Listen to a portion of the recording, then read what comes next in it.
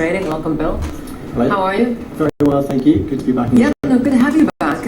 We're of course heading into ECB territory now with the ECB meeting set for tomorrow. How dovish do you think Draghi is going to be, and how do we position for the ECB's next move?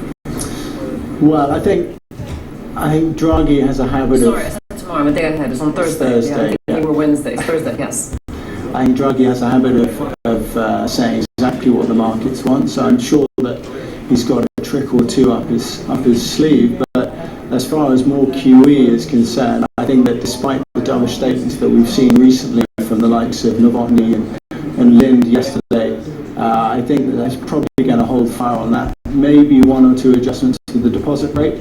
But as far as I'm concerned, I think they're going to hold fire until later on. I think they want to see more evidence that the QE program that they initiated earlier this year is having some impact.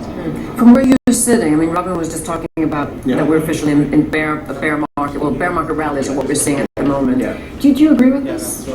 Yeah, well, I was going to say it's nice to meet a fellow bear. There's not many of us left, because that kind of double sell-off that we had in August and September wasn't quite the doomsday finale that some of us have been looking for a while.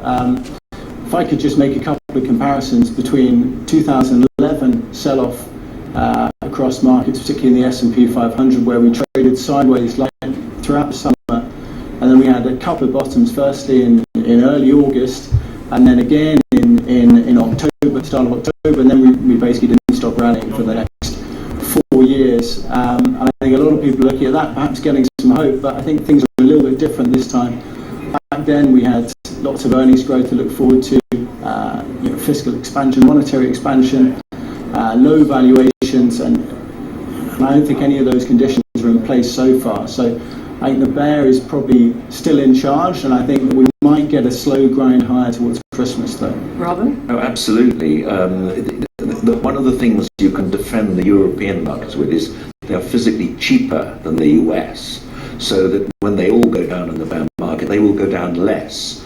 So big money managers who have to own something will tend to switch from giant overpriced blue chips in the US into giant overpriced blue chips in Europe, because they're cheaper. There's a bigger cushion of value, and the dividend stream off both of them will be very similar.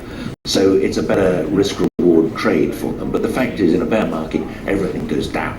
It's only relative strength that you can capture. How about the very basic argument that as long as we have support from the central banks, be it the Fed or the ECB, we're going to continue to see equity markets propped up?